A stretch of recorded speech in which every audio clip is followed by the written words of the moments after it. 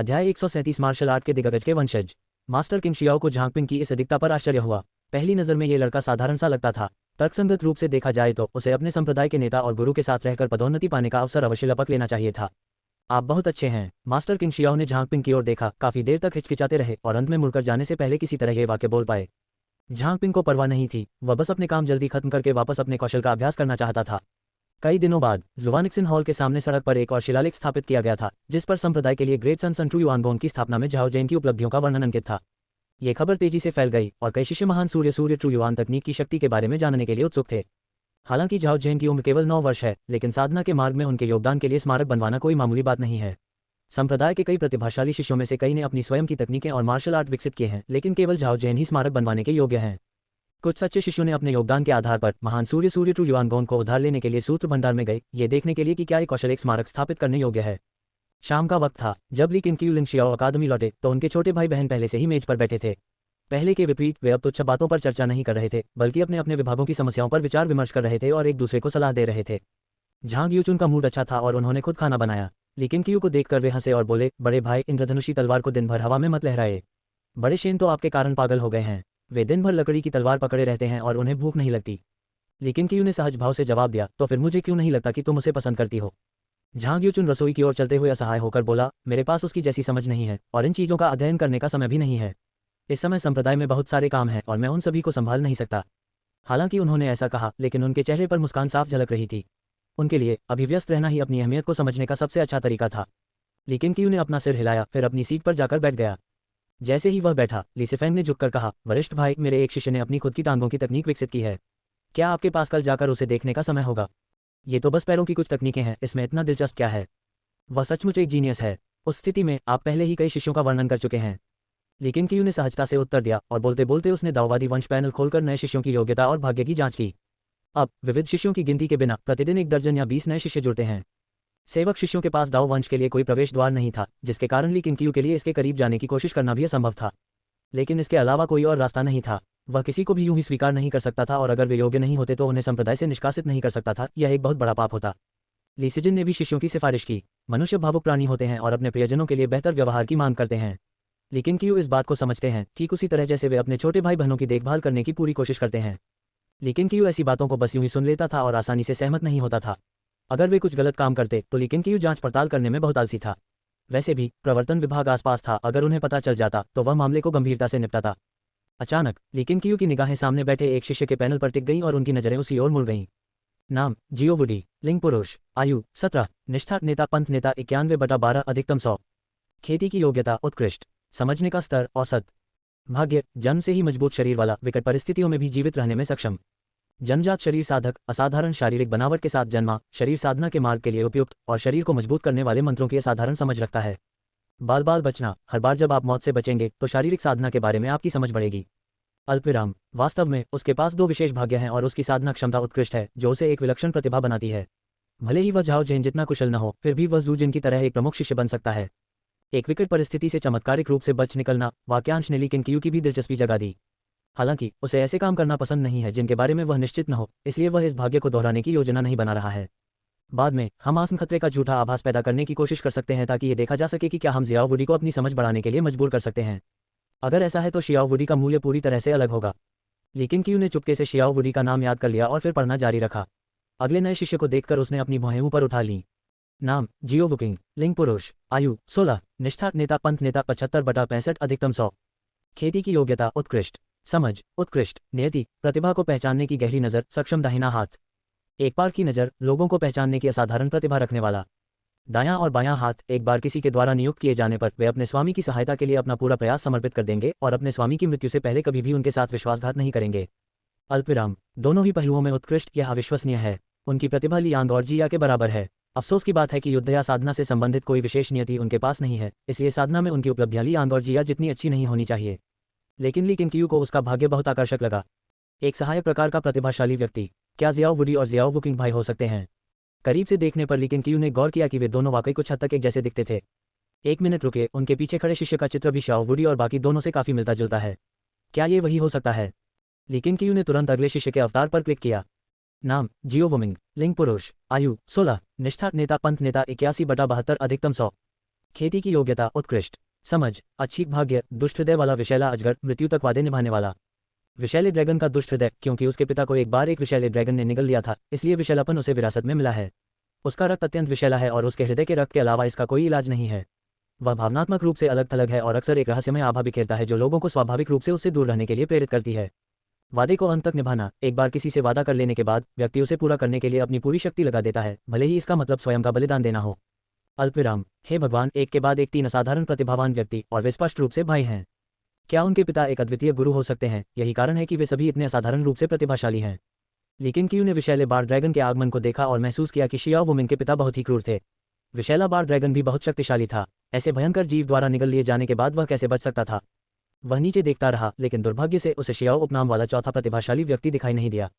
Shao वुकिंग की बाएं और दाएं भुजाएं और शाओ वुमिंग का मृत्यु तक वादे निभाना, दोनों ही ली किन क्यू के विशेष ध्यान और संवर्धन के पात्र हैं। लेकिन क्यू बहुत अच्छे मूड में थे और भले ही नए शिष्यों में कोई और प्रतिभाशाली व्यक्ति सामने नहीं आया, लेकिन इससे उनके मूड पर कोई असर नहीं पड़ा। ठीक है, बहस करना बंद करो। अगर कोई सचमुच प्रतिभाशाली है तो वह अंततः चमक उठेगा। मैं प्रतिभाशाली लोगों को खोजूंगा और आपको दिखाऊंगा कि वास्तव में प्रतिभाशाली क्या होता है। लेकिन क्यू ने मेज पर हाथ पटका और कुछ कहा। लीसिफेंग और लीसिजिन ये सुनकर क्रोधित नहीं हुए, बल्कि उनकी आंखें चमक उठीं। बड़े भाई, अगर आपको कोई सच्चा प्रतिभाशाली व्यक्ति मिले तो क्या आप मुझे दे सकते हैं? मुझे ज़्यादा उम्मीदें नहीं हैं, जूजिन जैसा कोई भी चलेगा, लीसिफेंग ने मुस्कुराते हुए और अपने हाथों को आपस में रगड़ते हुए कहा। लेकिन क्यू ने उसके सिर के पीछे एक थप्पड़ मारा और उसे वहां से चले जाने को कहा। लीसिजिन ने भी लेकिन क्यू का हाथ थाम लिया और नखरे दिखाते हुए उसे अपने लिए एक प्रतिभाशाली शिष्य का इंतजाम करने को कहा। लेकिन क्यू ने बेबसी से मुस्कुराते हुए कहा, ठीक है, मैं क्या कर सकता हूँ? तुम मेरी छोटी बहन हो। लीसिफेंग की आंखें चौड़ी हो गईं और वह गुस्से से लगभग बेहोश हो गई। मेरा बड़ा भाई सबसे अच्छा है। लीसिजिन बेहद खुश हुई और उसने लेकिन क्यू की बांह को जोर से हिलाया। झांग यूचुन व्यंजन लेकर आए और मुस्कुराते हुए पूछा, आप इतने खुश क्यों हैं? मेरे बड़े भाई ने मेरे लिए एक प्रतिभाशाली शिष्य ढूंढने का वादा किया है, लीसिजिन ने गर्व भरी मुस्कान के साथ कहा। ये सुनकर झांग यूचुन ने हल्की खांसी करते हुए कहा, बड़े भाई, मुझे भी एक चाहिए। लेकिन क्यू ने उसे पूरी तरह से नजरअंदाज कर दिया और झांग यूचुन शर्मिंदा दिख रहा था। ये देखकर लीसिफेंग मुस्कुराया और झांग यूचुन को चिढ़ाने लगा, ये कहते हुए कि शाही आत्मा हॉल इतना व्यस्त है कि वहां जाकर अपनी साधना में देरी करना एक प्रतिभाशाली व्यक्ति की प्रतिभा की बर्बादी होगी। ये सुनकर झांग यूचुन को इसका खंडन करने का कोई कारण नहीं मिला। ये दिन हमेशा की तरह ही था, जब तक लीसिफेंग और लीसिजिन वहां मौजूद रहते थे तब तक माहौल हमेशा जीवंत रहता था। चंद्रमा अस्त होता है और सूर्य उदय होता है। अगली सुबह लेकिन क्यू ने असामान्य रूप से साधना नहीं की। वह पहाड़ से नीचे उतरने लगा और विभिन्न हॉल और आंगनों में घूमने लगा। चूजिंग उनके पीछे पीछे चलते हुए मुस्कुराते हुए बोली, गुरुजी, आपको साधना न करते हुए संप्रदाय का निरीक्षण करते देखना दुर्लभ है। भूतों की आवाजें जीवित लोगों को सुनाई नहीं देती जब तक कि वे अत्यधिक कुशल साधक न हों। आखिरकार मैं संप्रदाय का नेता हूं और मुझे संप्रदाय की स्थिति पर नजर रखनी होगी। अगर किसी शिष्य के साथ अन्याय होता है और वह मुझसे संपर्क नहीं कर पाता तो वह कितनी निराशाजनक स्थिति होगी। लेकिन क्यू ने धीमी आवाज में उत्तर दिया, उनके शब्द देखने में तो अनौपचारिक लग रहे थे, लेकिन उनका चूजिंग पर गहरा प्रभाव पड़ा। क्या उन्हें इस बात का डर था कि उनके शिष्य उन्हें ढूंढ नहीं पाएंगे? चूजिंग को एहसास हुआ कि वह अभी भी लीकिन क्यू को अच्छी तरह से नहीं समझ पाया है। दिन के बाकी समय में उसने लीकिन क्यू को इधर उधर घूमते हुए देखा, जो न तो कुछ खास कर रही थी और न ही किसी खास व्यक्ति से मिल रही थी। लेकिन क्यू ने महज एक सामान्य टिप्पणी की थी। सौभाग्य से कोई भी शिष्य न्याय मांगने उसके पास नहीं आया, जिसका अर्थ था कि फिलहाल किंग शियाओ संप्रदाय में कोई अन्यायपूर्ण घटना नहीं हुई थी, या कम से कम इतनी गंभीर तो नहीं थी। 2 दिन और बीत गए हैं। दोपहर के समय लीक्विन क्यू ने जियो वुडी और अन्य 2 को बुलाने के लिए युआन क्यूई को भेजा। आधे घंटे बाद युआन क्यूई, शियाओ वुडी और अन्य 2 लोगों को अस्पताल ले आए। लेकिन क्यू मन ही मन खुश हुई, क्योंकि इन दिनों किंग शियाओ पर्वत में 3 अपरिचित बाहरी शिष्यों को इतनी जल्दी ढूंढना आसान नहीं था।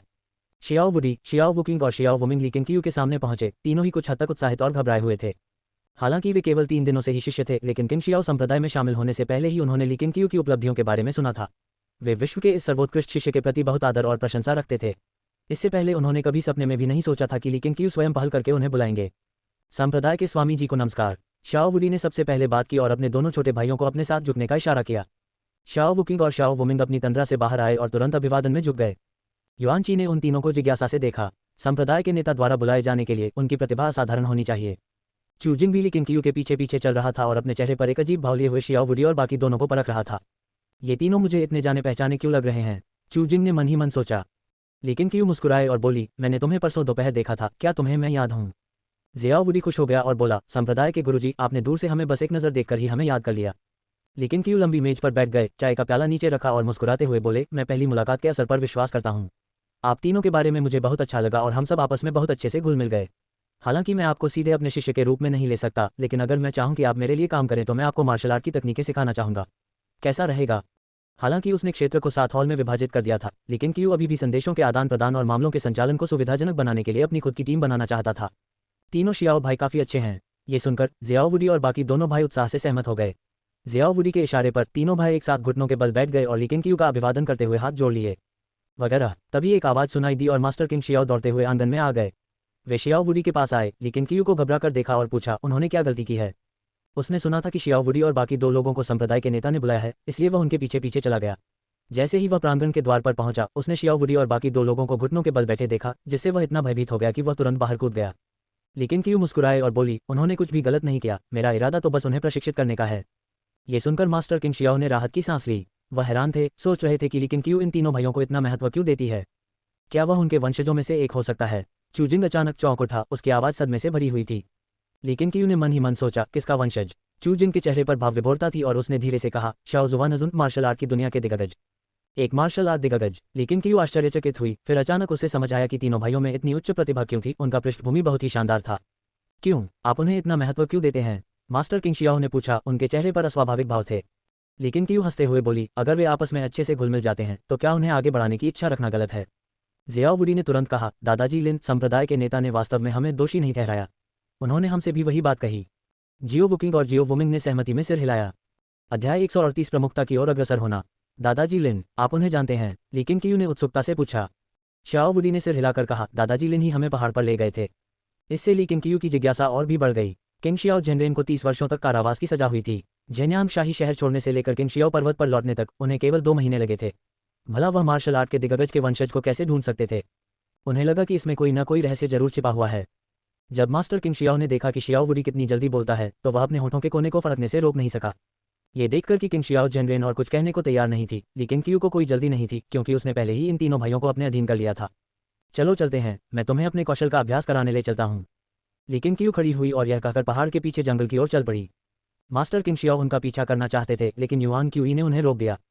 पंथ के नेता ने तुम्हें नहीं बुलाया, युआन क्यूई ने गंभीरता से कहा, जिससे किंग शियाओ जेनरेन को सीने में जकड़न महसूस हुई। उसने शाओ वुडी और अन्य 2 लोगों की उत्साहित और आनंदित आकृतियों को देखा, आह भरी, और फिर मुड़कर चला गया। जियाओ वुडी, जियाओ वुकिंग और जियाओ वुमिंग ने अपनी उत्कृष्ट योग्यता को साबित किया और उन सभी ने आधे दिन के भीतर युआनची की एक बूंद को सफलतापूर्वक संघनित कर युआनची पोषण क्षेत्र के पहले स्तर में प्रवेश किया। लेकिन क्यू ने चूजिंग के माध्यम से मार्शल आर्ट के दिग्गज शियाओ जुआनजुन की कहानी के बारे में भी जाना। शाओ जुआनजुन ने अपनी युवावस्था में ही मार्शल आर्ट की दुनिया में कदम रखा और 8 वर्षों में ही पूरे देश में ख्याति अर्जित कर ली। 30 वर्ष की आयु तक आते आते उनकी मार्शल आर्ट और भी उच्च स्तर पर पहुंच चुकी थी। चूजिंग ने उनका नाम सुना और उन्हें चुनौती देने गए, लेकिन शाओ जुआनजुन ने लगभग उन्हें मार ही डाला था। इसके बाद चूजिंग ने मार्शल आर्ट से संन्यास ले लिया और अपना पूरा जीवन मार्शल आर्ट के अभ्यास में समर्पित कर दिया। उस लड़ाई ने चूजिंग को एक गहरा मनोवैज्ञानिक घाव दिया, और जब तक शियाओ जुआनजुन का निधन नहीं हो गया, तब तक उसने मार्शल आर्ट की दुनिया में फिर से प्रकट होने की हिम्मत नहीं की। क्या ऐसा हो सकता है कि जियाओ जुआनजुन मार्शल आर्ट का अभ्यास नहीं कर रहा हो, बल्कि अमरता प्राप्त करने की विधि का अभ्यास कर रहा हो। नानगोंगी ने उत्सुकता से पूछा। चूजिंग ने सिर हिलाते हुए कहा, मुझे भी नहीं पता, लेकिन उसकी मार्शल आर्ट वाकई आम मार्शल आर्ट से कहीं बेहतर है, जिससे मुझे ऐसा महसूस होता है जैसे मैं किसी उस्ताद का सामना कर रहा हूँ। वह सचमुच एक साधक हो सकता है, क्योंकि उसने जो भूमिगत महल बनाया है उसमें जादुई तकनीकें मौजूद हैं जो हमारे एल्डर यांग ज्यूडिंग द्वारा प्राप्त की गई थी। लेकिन क्यू ने मन ही मन उत्तर दिया। ये सुनकर चूजिंग मुस्कुराए और बोली, अगर ऐसा है तो मुझे राहत मिली है। लेकिन क्यू ने एक और बात कही, भले ही चूजिंग और शियाओ जुआनजुन एक ही समय में अमरता की साधना करें, चूजिंग शायद शियाओ जुआनजुन का मुकाबला न कर पाए। तीनों शियाओ भाइयों की प्रतिभा को देखते हुए शियाओ जुआनजुन की प्रतिभा उनसे भी कहीं अधिक असाधारण होनी चाहिए, और शायद उसका भाग्य ही युद्ध प्रधान होना हो। लेकिन क्यू ने शियाओ जुआनजुन के बारे में जितना अधिक सीखा, उतना ही उसे समझ में आया कि शेन्यू इतना शक्तिशाली होने के बावजूद मार्शल आर्ट का दिग्गज क्यों नहीं माना जाता था। शाओ जुआनजुन की शक्ति मार्शल आर्ट के जानकारों की समझ से परे है। उन्हें अपने जीवन में कभी हार का सामना नहीं करना पड़ा, और यहाँ तक कि उन्होंने अकेले ही हजारों सैनिकों का सामना किया है। शाओ जुआनजुन के सामने लोगों की संख्या का कोई महत्व नहीं है, और आमने सामने की लड़ाई में कोई भी उन्हें एक ही बार में नहीं हरा सकता। यह उल्लेखनीय है कि जब लेकिन क्यू ने चूजिंग से पूछा कि क्या उसे यकीन है कि जियाओ जुआनजुन वास्तव में मर चुका है, तो चूजिंग इसकी पुष्टि करने में असमर्थ था। अगर जियाओ जुआनजुन एक साधक होता तो क्या वह अभी भी जीवित होता। लेकिन क्यू, शियाओ वुडी और अन्य 2 लोगों को अपने कौशल का अभ्यास करते हुए देख रही थी और विचारों में डूबी हुई थी। शाम होते होते लेकिन क्यू ने शियाओ वुडी और बाकी दोनों को रोका और उनसे कहा कि वे उसके साथ लिंग शियाओ आंगन में रात का खाना खाने चलें। अन्य हॉल मास्टर्स के एक एक करके आने के बाद जियाओ वुडी और बाकी 2 लोग चिंतित हो गए। वे लंबी मेज के कोने में अकड़े हुए बैठे रहे।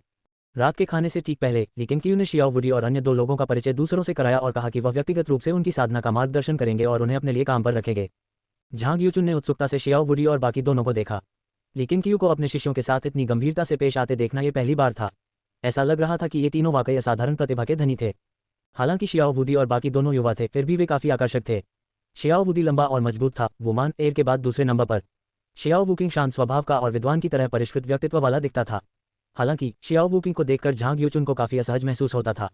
जियाओ वुमिंग जियाओ वुडी के दाहिनी ओर बैठा था। उसका चेहरा उदास था और उसकी आंखों से एक विषैले सांप जैसी आभा निकल रही थी। न केवल झांग यूचुन बल्कि ली सिफेंग, ली सिजिन, यांग ज्यूडिंग और झांग यू को भी जियो वुमिंग को देखने में असहजता महसूस हुई। वरिष्ठ भाई, आप इनमें से किसे मेरे साथ नियुक्त करने की योजना बना रहे हैं? ली सिजिन ने उत्सुकता से पूछा। ली किंगक्यू ने उत्तर दिया, मैं कुछ दिनों में आपके नाम लिख लूंगा। मैं आपको ये तीनों नहीं दे सकता, ये तीनों अब से केवल मेरी सेवा करेंगे और मुझे सहायक शिष्यों की भी आवश्यकता है। इतने प्रतिभाशाली व्यक्ति को ली सिजिन के भरोसे छोड़ना व्यर्थ होगा। ली सिजिन के पास हार मानने के अलावा कोई चारा नहीं था। वह समझ गई थी कि उसके बड़े भाई द्वारा सुझाया गया शिष्य निश्चित रूप से तीनों शाओ भाइयों जितना अच्छा नहीं था। ये भोजन शियाओ वुडी और उसके दो साथियों के लिए तनावपूर्ण और रोमांचक दोनों था, क्योंकि वे जानते थे कि इस दिन से उनका भाग्य नाटकीय रूप से बदल जाएगा। इसके बाद के दिनों में ली किंगक्यू तीनों शियाओ भाइयों को अपने साथ हर जगह ले गया, जिसमें भूमिगत आत्मा झील, 1000 आत्माओं की पवित्र भूमि और आत्मा की खान शामिल थी, जिससे शियाओ भाइयों का दृष्टिकोण व्यापक हुआ और उसके प्रति उनकी वफादारी तेजी से बढ़ी। ली किंगक्यू ने उन्हें इस तरह से प्रशिक्षित करने का साहस इसलिए किया क्योंकि शियाओ वुडी उनकी बहुत प्रशंसा करते थे और शियाओ वुकिंग और शियाओ वुमिंग का भाग्य उनके भरोसे के योग्य था। जैसा कि उन्होंने चाहा था, तीनों भाइयों के उनके साथ जुड़ने के आधे महीने के भीतर ही उनकी वफादारी बढ़कर 95 हो गई। तीनों शाओ बंधुओं ने भी संप्रदाय में प्रसिद्धि प्राप्त कर ली। कई शिष्यों को पता था कि संप्रदाय के नेता को 3 युवा शिष्य मिले हैं। कहा जाता था कि संप्रदाय में प्रवेश करते ही उन्हें बहुत सम्मान दिया जाने लगा, जिससे कई शिष्य उनसे ईर्ष्या करने लगे और उनकी भविष्य की उपलब्धियों की आशा करने लगे। संप्रदाय के नेता द्वारा सम्मानित होने के लिए व्यक्ति के पास असाधारण प्रतिभा होनी चाहिए। जूनिंग, झाओ जेन, युआनली, जिया, लियांग और अन्य लोग भी बारी बारी से तीनों शियाओ भाइयों से मिले। लेकिन क्यू ने ही पहल करके उनका परिचय कराया, जो तीनों शियाओ भाइयों के प्रति उनके उच्च सम्मान को दर्शाता है। झाओ जेन के बारे में फैली अफवाहों से तीनों शियाओ भाई स्तब्ध रह गए। 10 साल से कम उम्र के बच्चे की इतनी शक्ति देखकर उनका अहंकार चकनाचूर हो गया। उन्हें एहसास हुआ कि वे संप्रदाय प्रमुख के सबसे प्रतिभाशाली शिष्य नहीं थे, जिससे वे संप्रदाय प्रमुख के प्रति और भी अधिक कृतज्ञ हो गए। वे इस बात से भलीभांति अवगत थे कि संप्रदाय का नेता उन्हें कितना महत्व देता था। ऐसा व्यवहार उन्हें पहले कभी नहीं मिला था। शाही पूर्वजों के हॉल के अंदर शरद ऋतु का अंतिम चरण नजदीक आ रहा है। अपने दोनों शिष्यों को उनके कार्यों में मदद करते हुए झांग पिंग ने उन्हें उस दिन मार्शल आर्ट के मंच पर होने वाले द्वंद्व युद्ध के बारे में चर्चा करते हुए सुना। एनफोर्समेंट हॉल के शिष्य लू किंग 13 तलवार मास्टर्स में दूसरे स्थान पर रहने वाले जेंग युनकियाओ को चुनौती देने की तैयारी कर रहे हैं। दोनों ही पोषण युवान क्षेत्र के चौथे स्तर पर हैं। लू किंग एक उभरते हुए प्रतिभाशाली शिष्य हैं, जबकि जेंग युनकियाओ एक वरिष्ठ शिष्य हैं जिन्होंने संप्रदाय में महत्वपूर्ण योगदान दिया है। पुराने और नए के बीच होने वाले इस मुकाबले को देखने के लिए कई शिष्य उत्सुक हैं। झांग पिंग का चेहरा शांत रहा, लेकिन उसका दिल उम्मीदों से भरा हुआ था। वह लू किंग और जेंग युनकियाओ की तरह कब इतना शानदार होगा। पोषण युवान क्षेत्र का चौथा स्तर अभी उसके लिए बहुत दूर था, क्योंकि वह भी केवल दूसरे स्तर पर ही था। अपने 2 शिष्यों के साथ अपना काम समाप्त करने और उनके जाने के बाद उसने एक गुप्त पुस्तिका उठाई और उसे पढ़ना शुरू कर दिया। यह हर्ट टेलिस्मैन मैनुअल का पहला भाग था, जिसे उसने स्क्रिप्चर पवेलियन से प्राप्त किया था। उसने अपने सभी संचित योगदान अंक खर्च कर दिए थे, लेकिन उसे कोई खेद नहीं था। वह हर्ट टेलिस्मैन मैनुअल की विषय वस्तु से बेहद प्रभावित था। तभी पीछे से कदमों की आहट सुनाई दी। तीनों शाओ भाई एक साथ हॉल में दाखिल हुए और मास्टर किंग शियाओ उनके ठीक पीछे पीछे चल रहे थे। जियाओ वुडी ने चारों ओर देखा, फिर झांग पिंग की मेज के पास जाकर पूछा, क्या आप झांग पिंग हैं? साधना के मार्ग पर चलने के बाद जियाओ वुडी और अन्य 2 ने 1 महीने से भी कम समय में पोषण युवान क्षेत्र के दूसरे स्तर को प्राप्त कर लिया। उनकी आभाएं अत्यंत शक्तिशाली थी, जिससे झांग पिंग तुरंत भयभीत हो गया। मैं हूं, और तुम कौन हो? झांग पिंग ने सावधानी से पूछा। मास्टर किंग शियाओ पीछे से आए और घमंडी मुस्कान के साथ बोले, ये वही 3 हैं जिनकी मैंने पहले सिफारिश की थी। तुमने हर हाल में मना कर दिया था और अब तुम्हें पछतावा हो रहा है ना? ये पहले से ही संप्रदाय के नेता की सेवा में हैं। तुमने इनके नाम तो सुने ही होंगे, शियाओ वुडी, शियाओ वुकिंग और शियाओ वुमिंग। झांग पिंग दंग रह गया। उसने शियाओ बंधुओं के बारे में सुना तो था, लेकिन उसने कभी सोचा भी नहीं था कि वह कभी उनके रास्ते में खड़ा हो गया था। वह मन ही मन आहें भरने लगा। दूसरों से अपनी तुलना करना सचमुच बेहद निराशाजनक था। वह इतने लंबे समय तक शिष्य रहा था, लेकिन कभी भी संप्रदाय के नेता से बात नहीं कर पाया था, जबकि इन तीनों ने 1 महीने से भी कम समय में संप्रदाय के नेता की सेवा की और तेजी से पदोन्नति हासिल कर ली। शाओ वुकिंग ने बेबसी से मुस्कुराते हुए आगे कदम बढ़ाया और कहा, बड़े भाई झांग दादा लिन की बकवास पर ध्यान मत दीजिए। आपने सही काम किया है। संप्रदाय के नेता ने आपके रवैये की प्रशंसा की है। हम संप्रदाय के नेता की ओर से आपको उपहार देने आए हैं। संप्रदाय के गुरु उपहार दे रहे हैं। झांग पिंग थोड़ी असहज महसूस करते हुए तुरंत खड़ी हो गई। इसके बाद शाओ वुकिंग ने अपनी छाती से एक ग्रंथ निकाला और झांग पिंग को देते हुए कहा, पंथ के प्रमुख ने कहा है कि किंग शियाओ संप्रदाय को तुम्हारे जैसे समर्पित शिष्य की आवश्यकता है। ये ग्रंथ केवल तुम्हारे अभ्यास के लिए है और इसे किसी और को नहीं देना चाहिए। झांग पिंग ने मैनुअल उठाया और उसे जोर से पढ़ते हुए बुदबुदाया, कायाकल्प करने वाली भूत अमर सुई। मास्टर किंग शियाओ थोड़ा शर्मिंदा होकर एक तरफ खड़े थे। उन्हें नहीं पता था कि तीनों शियाओ भाई इस काम के लिए आए थे। उनकी मुलाकात तो रास्ते में हुई थी और वे भी उनके साथ मजे करने के लिए उनके पीछे पीछे चले गए थे। ये तीनों नन्हे मुन्ने अभी कुछ ही समय से संप्रदाय में हैं और इनका दिल पहले से ही उस बच्चे ली किंगक्यू के प्रति पूरी तरह समर्पित हो गया है। मास्टर किंग शियाओ मन ही मन नाराज हुए, लेकिन फिर उन्होंने इस बारे में दोबारा सोचा और बहुत खुश हुए। लेकिन किंगक्यू की मदद से ये तीनों शियाओ भाई निश्चित रूप से किंग शियाओ संप्रदाय में अपनी जगह बना लेंगे, इसलिए वे निश्चिंत हो गए। धन्यवाद संप्रदाय के गुरुजी। झांग पिंग अचानक अपनी तंद्रा से बाहर आया और झट से बोला। शाओ वुडी और शाओ वुमिंग ने झांग पिंग को ऊपर से नीचे तक देखा और महसूस किया कि यह शिष्य कोई खास नहीं था। ऐसा लग रहा था कि संप्रदाय का प्रमुख वास्तव में केवल उसके रवैये को पुरस्कृत करना चाहता था। लेकिन शाओ वुकिंग ऐसा नहीं सोचता था। उसे लगता था कि झांगपिंग साधारण नहीं है, लेकिन वह इसका कारण नहीं बता पा रहा था। चल दर, शाओ वुडी ने बोलना शुरू किया और बोलते बोलते वह मुड़कर सबसे पहले चला गया। शाओ वुमिंग उसके ठीक पीछे पीछे चल रहा था। शाओ वुकिंग ने मुस्कुराते हुए झांगपिंग को प्रणाम किया और फिर अपने बड़े और छोटे भाइयों के पीछे पीछे चला गया। उसके साथ ही किंग शियाओ जेनरेन भी चली गई। झांगपिंग ने उन्हें जाते हुए देखा, फिर अपने हाथ में मौजूद मैनुअल पर नजर डाली और उसके चेहरे पर एक प्यारी सी मुस्कान फैल गई। दानव नियंत्रण हॉल परिसर में दूर स्थित ली किंग कियू ने दाववादी पैनल के माध्यम से अपनी वफादारी में वृद्धि देखी और उसके चेहरे पर एक मुस्कान आ गई। चोरों के पूर्व सरगना चेंग कांगहाई एक तरफ खड़े हो गए और उन्हें मुस्कुराते हुए देखकर उत्साह से पूछा, संप्रदाय के गुरु, क्या आप मान गए? दानव नियंत्रण हॉल का निर्माण कोई रहस्य नहीं था और कई लोग hall master, deputy hall master और एल्डर के पदों पर नजर गड़ाए हुए थे। चेंग कांगहाई भी तरक्की करना चाहता था। चेंग कांगहाई अब पोषण युवान क्षेत्र के चौथे स्तर पर पहुंच चुका है और उसे लगता है कि वह दानव नियंत्रण हॉल के प्रमुख का पद संभालने में सक्षम है। लेकिन कियू ने सिर हिलाते हुए कहा, मैं आपको हॉल मास्टर का पद दे सकता हूं, लेकिन मुझे डिप्टी हॉल मास्टर नियुक्त करना होगा। आप दानव नियंत्रण हॉल के लिए केवल 20 शिष्यों का चयन कर सकते हैं, बाकी पद अन्य उद्देश्यों के लिए आरक्षित रहेंगे। आपका बहुत बहुत धन्यवाद संप्रदाय के गुरुजी। चेंग कांगहाई अत्यंत प्रसन्न हुआ और ली किंग कियू को धन्यवाद देने के लिए तुरंत झुक गया। अब से वह हॉल मास्टर भी बन गया है, भला वह उत्साहित क्यों नहीं होगा। ली किंग कियू ने दानव नियंत्रण कक्ष से निकलने और प्रशिक्षण कक्ष की ओर जाने से पहले चेंग कांगहाई से थोड़ी देर और बातचीत की। चूंकि ली सिफेंग आसपास नहीं था, ली क्विन कियू सीधे ज़ू जिन के पास गया। ली किंग कियू के आगमन को देखकर पहले से ही एक शक्तिशाली व्यक्तित्व का आभास देने वाली ज़ू जिन बहुत घबराई हुई दिखाई दी। उनसे कुछ औपचारिक बातचीत करने के बाद ली किंग कियू ने कहा, प्रशिक्षण केंद्र ने एक दीर्घकालिक मिशन निर्धारित किया है, विशेष आध्यात्मिक ऊर्जा और दुर्लभ खजानों वाले स्थानों की खोज करना। भले ही ये केवल एक खोज हो, पुष्टि होने पर संप्रदाय आपको पुरस्कृत करेगा। यदि आप इन्हें स्वेच्छा से अर्पित करते हैं तो आपको इनके मूल्य के अनुसार अच्छा पुरस्कार मिलेगा। अध्याय 139 आत्मा की तलवार, तलवार की आत्मा। बहुत बढ़िया, संयोग से ट्रेनिंग हॉल में पर्याप्त काम नहीं है। ज़ू जिन ने सिर हिलाया और उसके चेहरे पर मुस्कान आ गई। लेकिन कियू द्वारा सम्राट की हत्या के बाद से शिष्यों का पहाड़ से नीचे जाकर प्रशिक्षण लेने का उत्साह बहुत बढ़ गया है और अब 300 से अधिक शिष्य बाहर प्रशिक्षण ले रहे हैं। लेकिन कियू ने ज़ू जिन से ट्रेनिंग हॉल की हालिया स्थिति के बारे में बताने को कहा और ज़ू जिन ने उसे सब कुछ बता दिया। ज़ू जिन को यह आभास हो गया था कि ली सिफेंग लंबे समय तक हॉल मास्टर के पद पर नहीं रहेंगे, इसलिए वह बहुत सतर्क थे और प्रशिक्षण हॉल के सभी छोटे बड़े मामलों को ध्यान में रखते थे। उन्होंने इस बात को अपनी साधना में बाधा नहीं बनने दिया और पोषण सार क्षेत्र के छठे स्तर की ओर कड़ी मेहनत कर रहे हैं। फिलहाल प्रशिक्षण कक्ष में कोई बड़ी समस्या नहीं है। ज़ू जिन का प्रबंधन कौशल काफी अच्छा है। उन्होंने शिष्यों को अलग अलग पदों पर बांट दिया है ताकि किसी पर भी अत्यधिक दबाव न पड़े। भविष्य में शिष्य प्रशिक्षण हॉल में कार्य पोस्ट कर सकेंगे, जिससे अन्य शिष्यों को पैसे और योगदान अंक अर्जित करने के अधिक अवसर मिलेंगे, ली किंग कियू ने कहा। ज़ू जिन की आंखें चमक उठीं। वह लंबे समय से ऐसा करना चाहता था, लेकिन उसे डर था कि ऐसा करने से कुलीन परिवारों के वंशजों को अधिक लाभ मिल जाएगा। कार्यों की सख्ती से समीक्षा करें। यदि साथी शिष्यों को नुकसान पहुंचाने की कोई योजना है तो हम उसे बर्दाश्त नहीं करेंगे, भले ही उन्हें शक्तिशाली परिवारों या संप्रदाय के उच्च पदस्थ सदस्यों का समर्थन प्राप्त हो, ली किंग कियू ने निर्देश दिया। ज़ू जिन ने सिर हिलाकर कहा, संप्रदाय के गुरुजी, निश्चिंत रहें, मैं समीक्षा प्रक्रिया को अच्छी तरह से नियंत्रित करूंगा। मुझे तुम पर पूरा भरोसा है कि तुम काम अच्छे से करोगे। मेरे शिष्यों में इस समय तुम ही वह हो जिससे मैं सबसे अधिक संतुष्ट हूँ। ली किंग कियू की बातें सुनकर ज़ू जिन बेहद प्रसन्न हुई और उसने तुरंत विनम्रतापूर्वक जवाब दिया। ली किंग कियू सिर्फ शिष्टाचारवश ऐसा नहीं कर रहा था। अन्य प्रतिभाशाली शिष्यों के विपरीत ज़ू जिन ने न केवल साधना के मामले में बल्कि चीजों को संभालने के तरीके से भी उसे संतुष्ट किया। किंग शियाओ संप्रदाय को न केवल उच्च साधना क्षमता वाले शिष्यों की आवश्यकता है, बल्कि ऐसे शिष्यों की भी आवश्यकता है जो संप्रदाय का निर्माण कर सकें और उच्च अधिकारियों के साथ दबाव का भार साझा कर सकें। प्रशिक्षण हॉल में आधा घंटा बिताने के बाद ली किंग कियू वहां से चले गए। ज़ू जिन काफी उत्साहित थे और उन्होंने तुरंत अपने शिष्यों को बैठक की तैयारी के लिए बुलाया। ली किंग कियू ने आज विभिन्न विभागों का निरीक्षण करने के लिए समय निकाला और तियानगोंग हॉल की ओर आगे बढ़े। किंग शियाओ संप्रदाय के भीतर व्याप्त शांति के विपरीत बाहरी दुनिया में उथल पुथल मची हुई थी और अधिक से अधिक सरदार उभर रहे थे और एक दूसरे पर हमला करना शुरू कर रहे थे। वुजोउ भी युद्ध की चपेट में आ गया था। सर्दियों की शुरुआत में ली सिफेंग ने ली किंग कियू से मुलाकात की। वह पहाड़ से नीचे उतरकर कुछ बड़ा काम करना चाहता था। ली किंग कियू सहमत हो गया, लेकिन उसने किंग शियाओ संप्रदाय के नाम पर उसे ऐसा करने की अनुमति नहीं दी। ली सिफेंग लगभग 1 दर्जन शिष्यों को लेकर पहाड़ से नीचे उतरे, लेकिन इस घटना से किंग शियाओ संप्रदाय में कोई हलचल नहीं हुई। जैसे ही सर्दियों की बर्फ गिरने लगी और भोर होते ही ली किंग कियू 3 शियाओ भाइयों और चेंग कांगहाई के साथ शियाओबा पर सवार होकर तियांजी पर्वत की ओर चल पड़े। हालांकि निम्न स्तरीय दानव लोक ली डोंगयुए के लिंग कई हॉल के अधिकार क्षेत्र में है, फिर भी भविष्य में दानव नियंत्रण हॉल को भी सुरक्षा का भार साझा करना होगा। दानव नियंत्रण हॉल का कार्य दानवों को वश में करना है और वर्तमान में दानवों का स्रोत इसी निम्न स्तरीय दानव लोक पर निर्भर करता है। वे यांग जुवान के निवास पर पहुंचे और संयोगवश वहां उन्हें जियांग झाओशिया और ली डोंगयुए मिली। बड़े भाई, ली डोंगयुए आंगन में खड़ी थी और उसने ली किंग कियू को खुशी से हाथ हिलाकर अभिवादन किया। ये सुनकर यांग जुवान भी घर से बाहर भाग गई। कुछ ही दूरी पर एक पेड़ के नीचे तलवारबाजी का अभ्यास कर रहे जियांग झाओशिया ने अपना सिर घुमाया और मुस्कुराया। वह जानता था कि आखिरकार वह किंग शियाओ संप्रदाय में लौट सकता है। उतरने के बाद ली किंग कियू ने जियांग झाओशिया और अन्य 2 लोगों से बात की और उनसे इस दौरान हुई घटनाओं के बारे में पूछा।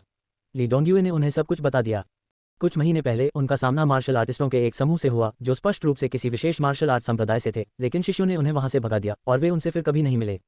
शीत ऋतु के अंत तक लोगों ने निम्न स्तर के दानव लोक में सभी राक्षसों के चित्र बना लिए थे, यहाँ तक कि उनके नाम भी रख दिए थे और एक सूची भी तैयार कर ली थी। जियांग झाओशिया ने तियानजी पर्वत में एक गुफा की खोज की जिसमें एक गुप्त विरासत छिपी हुई थी। उन्होंने किसी को भी अंदर जाने से मना कर दिया और ली किंगक्यू के आने और उसका निरीक्षण करने की प्रतीक्षा करने लगे। ये खबर सुनते ही ली किंगक्यू ने तुरंत उसे आगे चलने के लिए कहा। रास्ते में ली किंगक्यू ने तीनों शियाओ भाइयों का उनसे परिचय कराया, जिससे जियांग झाओशिया और ली डोंग्युए आश्चर्यचकित रह गए। क्या ये तीनों वाकई असाधारण प्रतिभा के धनी हैं? नहीं तो बड़ा भाई उन्हें साथ क्यों लाता और दूसरों से उनका परिचय क्यों करवाता? जियांग झाओशिया और ली डोंग्युए के मन में केवल जिज्ञासा थी और उन्होंने आगे कोई प्रश्न नहीं पूछा। तीनों शियाओ भाइयों की तुलना में जियांग झाओशिया किसी और चीज़ के बारे में अधिक उत्सुक थी। बड़े भाई, आपकी इंद्रधनुषी तलवार इधर उधर क्यों तैर रही है?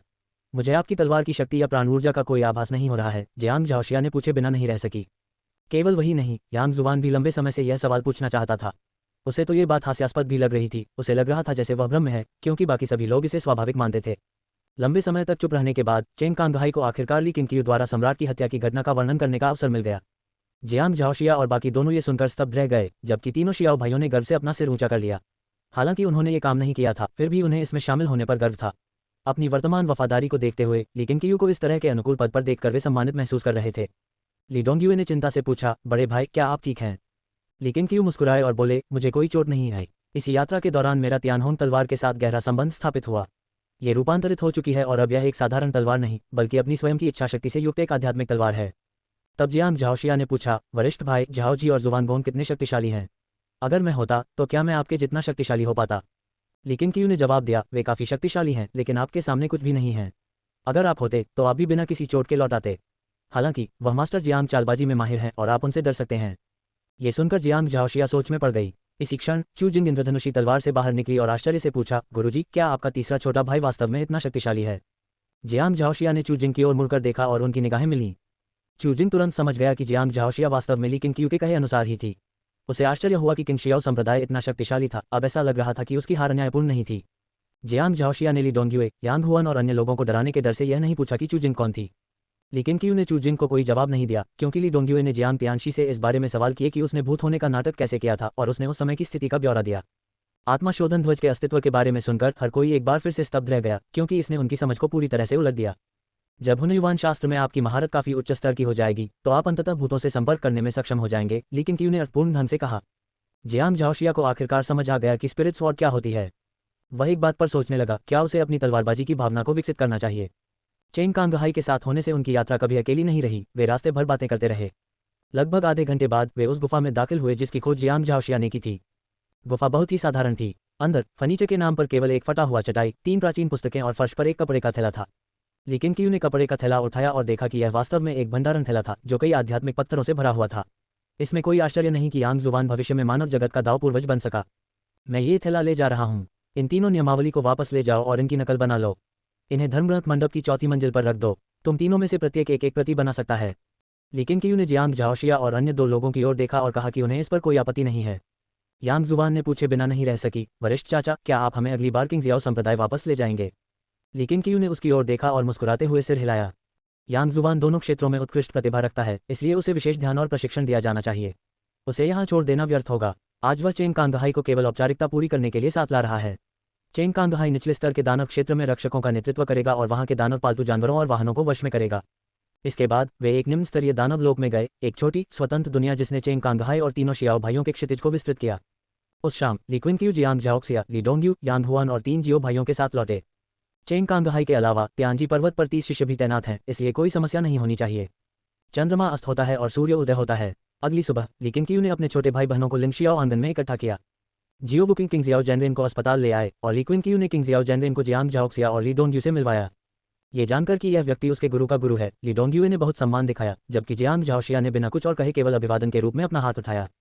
लिन शुनफेंग द्वारा प्रशिक्षित 6 शिष्यों को देखकर, जिनमें से प्रत्येक की अपनी अनूठी शैली थी, मास्टर किंगशियाओ बहुत प्रसन्न हुए। वे अतीत की यादों में खो गए और लिन शुनफेंग को अपना शिष्य बनाने के अपने अनुभव को बताने लगे। सभी लोग ध्यान से सुन रहे थे और ली किंगक्यू ने अपनी शेखी बघारने में कोई दखल नहीं दिया। हालांकि ली क्विंगक्यू ने शायद ही कभी क्विंगजियाओ जेनरेन की तलाश की हो, फिर भी वह युआन क्यूई को नियमित आधार पर क्विंगजियाओ जेनरेन पर नजर रखने के लिए कहता था।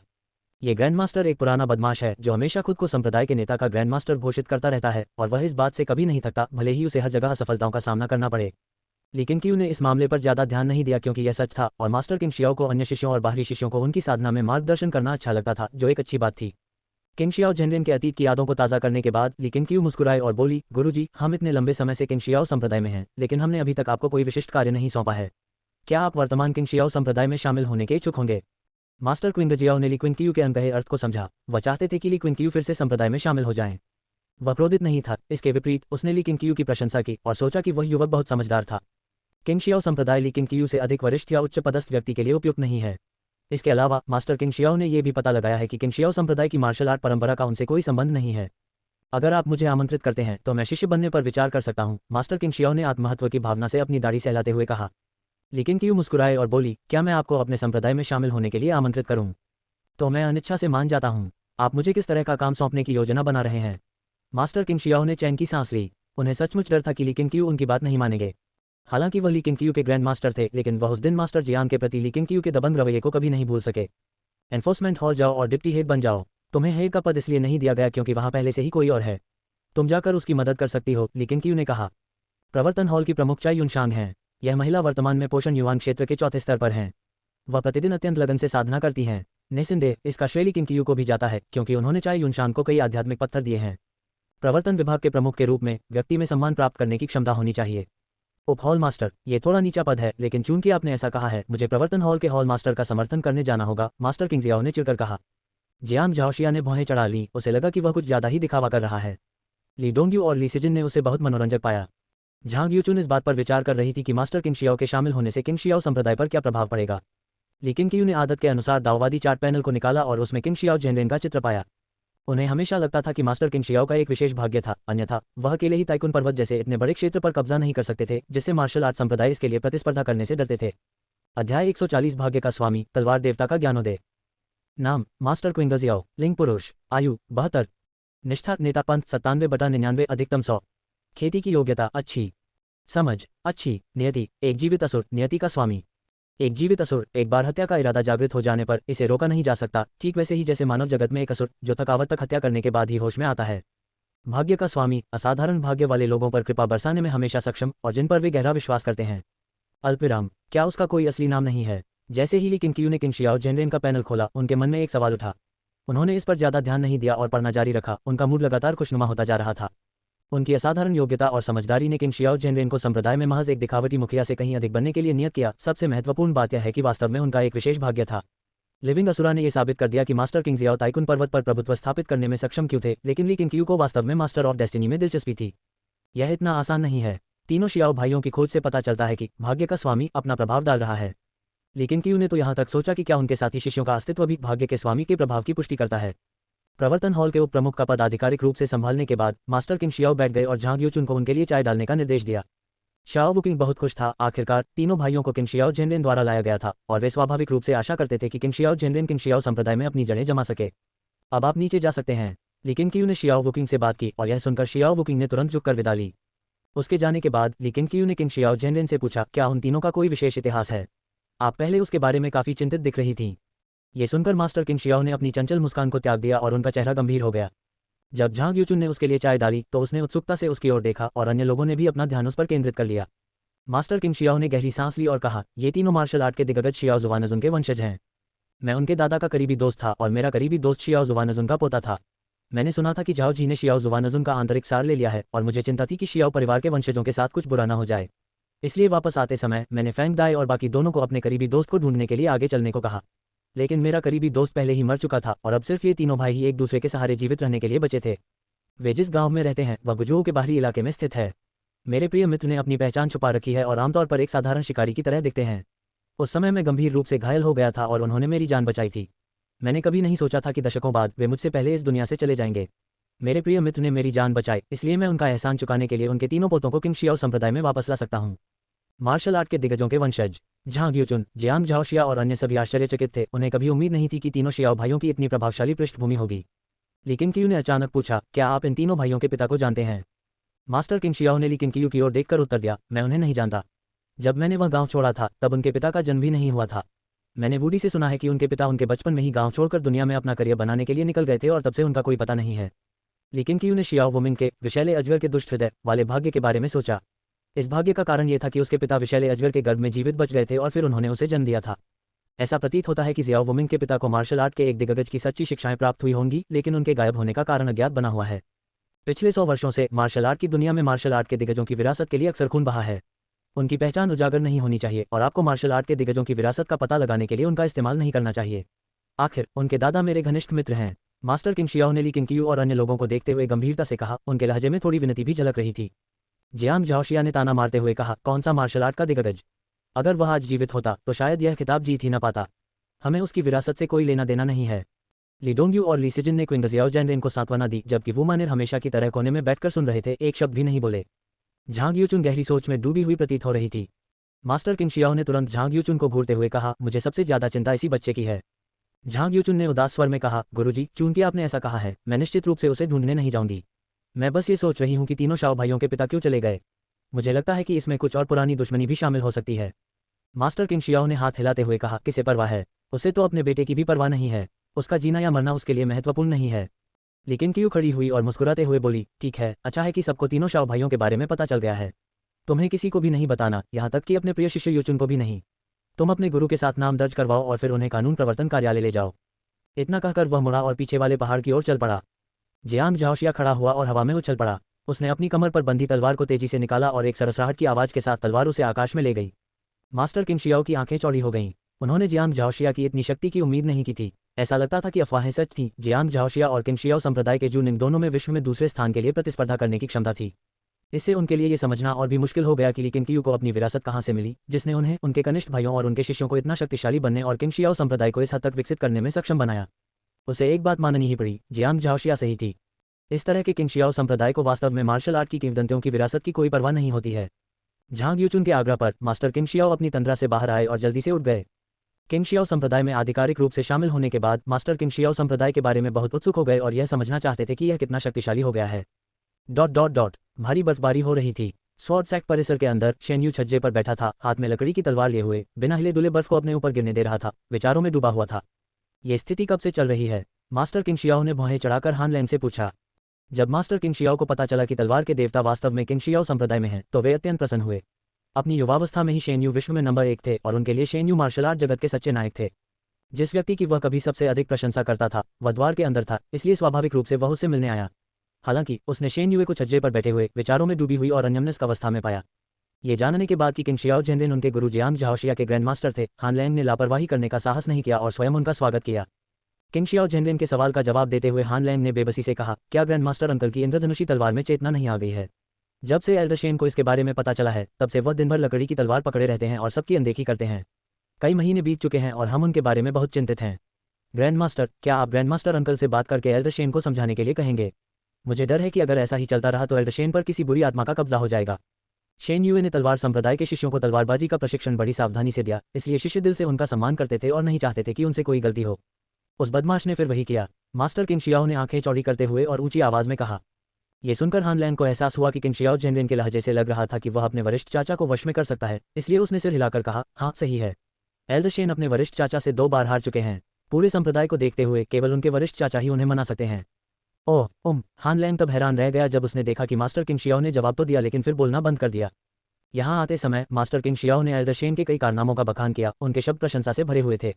अब वह अचानक क्यों रुक गए? मास्टर किंग शियाओ ने उनकी निगाहों को न समझने का नाटक किया, हल्के से खांसा और कहा, लगता है आज सही समय नहीं है, मैं अगली बार फिर आऊंगी। इतना कहकर मास्टर किंग शियाओ मुड़े और चले गए, जिससे हान लैंग को उन्हें रोकने का कोई मौका नहीं मिला। हान लैंग स्तब्ध रह गया, उसे समझ नहीं आ रहा था कि मास्टर किंग शियाओ का रवैया इतनी जल्दी क्यों बदल गया। एक ही समय पर छत पर बैठे हुए शेन युए ने घने कोहरे की ओर देखा और मन ही मन बुदबुदाया, बस थोड़ा और। आखिर है क्या? स्तब्धता की अवस्था में उसे लगा कि उसने कुछ समझ लिया है, लेकिन उसे ठीक से याद नहीं आ रहा था कि वह क्या था। उसकी अंतरात्मा ने उसे बताया कि एक बार जब वह इसे समझ लेगा तो उसकी तलवारबाजी में बदलाव आएगा और तब वह वास्तव में ली किंगक्यू के साथ प्रतिस्पर्धा करने के योग्य हो जाएगा। अपने तीसरे मुकाबले में वह किसी भी कीमत पर ली किंगक्यू से एक ही चाल में पराजित नहीं हो सकता था। अल्पविराम। सर्दी का मौसम जल्दी बीत गया और ली किंगक्यू ने अपना अधिकांश समय साधना में बिताया और धीरे धीरे पोषण सार क्षेत्र के 9वें स्तर के करीब पहुंच गया। साल के अंत में किंग शियाओ संप्रदाय ने एक बार फिर वसंत महोत्सव की तैयारियों में जुट गया। जैसे ही शाम ढली, ली किंगक्यू क्यानलिंग ब्लेस्ड लैंड से लौट आए। लिंग शियाओ आंगन में प्रवेश करते ही झूयान उनका स्वागत करने के लिए आ गईं। संप्रदाय के प्रमुख, मुझे कुछ समाचार मिले हैं जो मुझे लगता है कि मुझे आपको बताना चाहिए, झूयान ने गंभीरता से कहा। ली किंगक्यू ने सिर हिलाया और फिर झूयान को घर वापस ले जाकर इस मामले पर चर्चा की। बोलना। ली किंगक्यू बैठ गया और अपने लिए चाय डाली। युआन क्यूई हर दिन, चाहे बारिश हो या धूप, उसके कमरे में गर्म चाय बनाता था। झूयान बैठते ही बोलने लगी, हमारे जू परिवार को खबर मिली है कि उत्तर में कांगजोउ में लिंगटियन संप्रदाय नाम का एक नया संप्रदाय उभरा है। इसका नेता एक अद्वितीय मार्शल आर्टिस्ट है और उसके 5 रक्षक हैं जिनकी मार्शल आर्ट उतनी ही अद्भुत है। उनका दावा है कि उन्होंने मार्शल आर्ट के एक दिग्गज की सच्ची शिक्षाएं प्राप्त कर ली हैं और वे बड़े पैमाने पर शिष्यों की भर्ती कर रहे हैं। वे दक्षिण में भी अपना प्रभाव बढ़ा रहे हैं और कई मार्शल आर्ट संप्रदायों को अपने अधीन कर चुके हैं। मार्शल आर्ट के दिग्गजों की असली वंशावली क्या है? उनके संप्रदाय के नेता का नाम क्या है? ली केंगक्यू ने बड़ी उत्सुकता से पूछा। झू यान ने उत्तर दिया, जी उपनाम एक प्राचीन उपनाम है जो इस दुनिया में दुर्लभ है। समृद्धि के दौर में ये दयान राजवंश के शाही परिवार का उपनाम था। महान वेई राजवंश द्वारा दयान राजवंश को उखाड़ फेंकने के बाद जी उपनाम लुप्त हो गया। लिंगटिन संप्रदाय के 5 संरक्षकों में से क्या किसी का उपनाम शियाओ है? ली केंगक्यू ने जोर देकर पूछा। जी हाँ, रक्षकों में से एक का नाम शाओ वो हुई है। कहा जाता है कि उन्होंने मार्शल आर्ट के दिग्गज की प्रसिद्ध तकनीक महान रहस्यमय अमर हथेली में महारत हासिल कर ली है। कुछ लोग तो ये भी कहते हैं कि वे मार्शल आर्ट के दिग्गज के वंशज हैं, क्योंकि मार्शल आर्ट के दिग्गज का उपनाम भी शाओ है। झू यान ने गंभीरता से कहा और किसी कारणवश उसे अचानक ली केंगक्यू के बगल में बैठे 3 शियाओ भाइयों की याद आ गई। ली केंगक्यू ने अचानक पूछा कि क्या शियाओ उपनाम वाला कोई व्यक्ति है और क्या उसका संबंध शियाओ भाइयों में से 3 से है? क्या ऐसा हो सकता है कि तीनों शियाओ भाई भी मार्शल आर्ट के दिग्गजों के वंशज हों? झू यान को यह सोचकर कोई हैरानी नहीं हुई। आखिरकार तलवार के देवता और युवराज के बेटे ने भी किंग शियाओ संप्रदाय में शामिल हो गए थे, इसलिए यह आश्चर्य की बात नहीं थी कि वे मार्शल आर्ट के दिग्गजों के वंशजों को भी अपने साथ ले लेंगे। इसके अलावा झू यान के दिल में ली केंगक्यू मार्शल आर्ट की दुनिया में एक नई किंवदंती बन चुके हैं। जियो वो हुई। ली केंगक्यू ने मन ही मन बुदबुदाया, ऐसा लगता है कि लिंगटिन संप्रदाय ने वास्तव में मार्शल आर्ट की महान विरासत को आगे बढ़ाया है, क्योंकि तीनों शाओ भाइयों के पिता का नाम वास्तव में शाओ वो हुई था।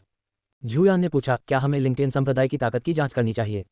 ली केंगक्यू ने कहा, जांच करो, लेकिन इसे गुप्त रूप से करो। मुझे लगता है कि लिंगटिन संप्रदाय हमसे काफी सावधान है, वरना वे कैंगजू से अपना उदय शुरू नहीं करते। झू यान मुस्कुराए। किंग शियाओ संप्रदाय अब ग्रेट ली जगत का नंबर 1 संप्रदाय है। भले ही बहुत से लोग अब भी इसे स्वीकार नहीं करते, लेकिन कोई भी खुलेआम किंग शियाओ संप्रदाय को चुनौती देने की हिम्मत नहीं करता। अध्याय 141 क्षेत्र की 9वीं परत। ली केंगक्यू द्वारा दानव सम्राट झाओ जी की हत्या का प्रभाव अभी भी जारी है, यहाँ तक कि सर्दियों की बर्फबारी के बीच भी लोग हर दिन पहाड़ पर श्रद्धांजलि अर्पित करने आते हैं। त्योहारी मौसम के बाद उच्च स्तरीय बैठक निर्धारित समय पर आयोजित की गई। झांग यूचुन, जियांग झाओक्सिया, ली डोंगयू, वुमाने, ली सिजिन, जू निंग, यांग ज्यूडिंग, झांग यू, झूयान, चाय युनशांग, जूजिन, क्विंगजियाओ जैनरिन और शेन यू लंबी मेज के चारों ओर बैठे थे, जिससे वहां भीड़ हो गई थी। चाय युनशांग और जूजिन थोड़े घबराए हुए थे क्योंकि वे पहली बार ऐसी किसी बैठक में भाग ले रहे थे, जबकि किंगजियाओ जैनरिन बिल्कुल भी घबराए हुए नहीं थे। इसके बजाय उन्होंने एक बड़े बुजुर्ग की तरह हॉल मास्टर्स के प्रति चिंता व्यक्त करते हुए बात की। ली केंगक्यू ने हॉल मास्टर्स से झांग यूचुन से शुरू करते हुए अपनी अपनी स्थिति पर रिपोर्ट देने को कहा। वर्तमान में इस संप्रदाय में 4670 पंजीकृत शिष्य हैं, जिनमें 892 आंतरिक शिष्य, 377 सच्चे शिष्य और 1500 से अधिक अन्य शिष्य शामिल हैं। इन आंकड़ों को सुनकर वरिष्ठ अधिकारी बेहद उत्साहित हो गए।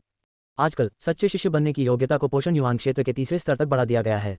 तीसरे स्तर तक पहुंचने पर व्यक्ति पूरे प्रांत में स्वतंत्र रूप से विचरण कर सकता है। यहाँ तक कि दरबार को मोहित करने वाले भ्रष्ट अधिकारी जियांग तियांशी की साधना का स्तर भी पोषण युवांग क्षेत्र के तीसरे स्तर तक ही सीमित था। बेशक इन 377 लोगों में से सभी पोषण युवांग क्षेत्र के तीसरे स्तर पर नहीं थे, कुछ ऐसे शिष्य भी थे जिनकी योग्यता कम थी लेकिन अनुभव लंबा था।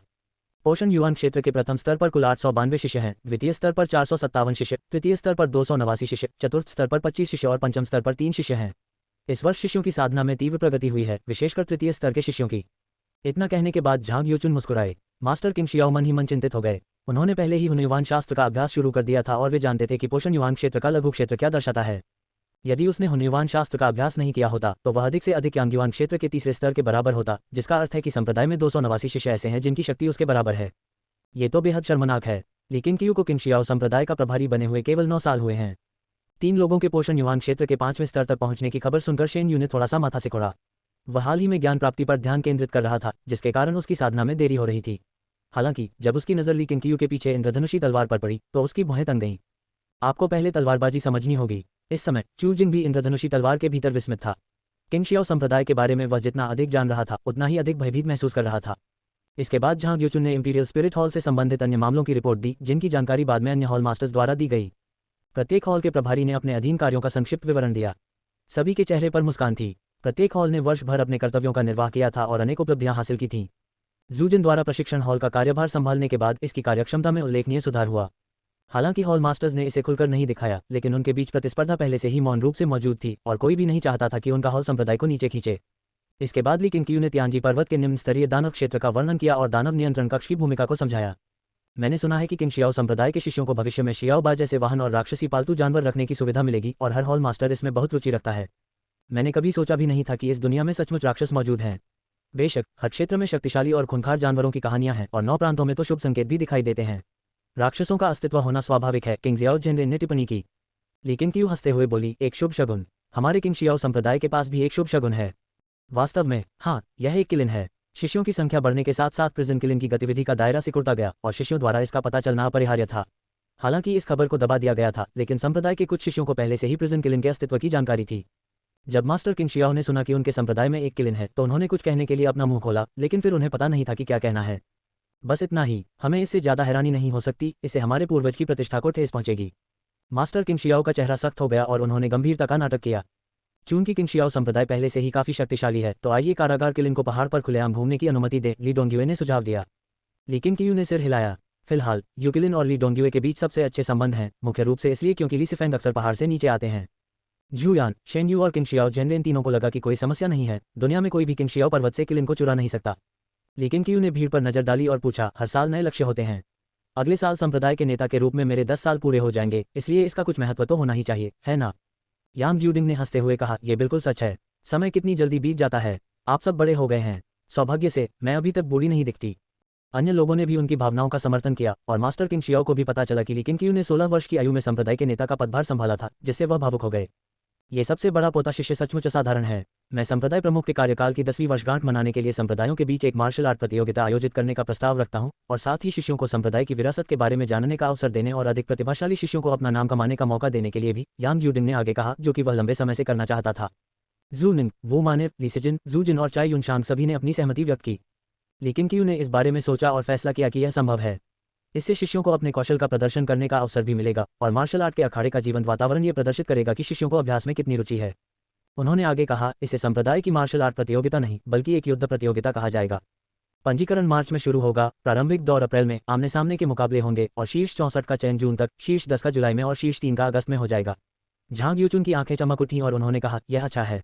इससे संप्रदाय में कमजोरी का दौर नहीं आएगा और शिष्यों को अपनी प्रतिभा दिखाने के अधिक अवसर मिलेंगे।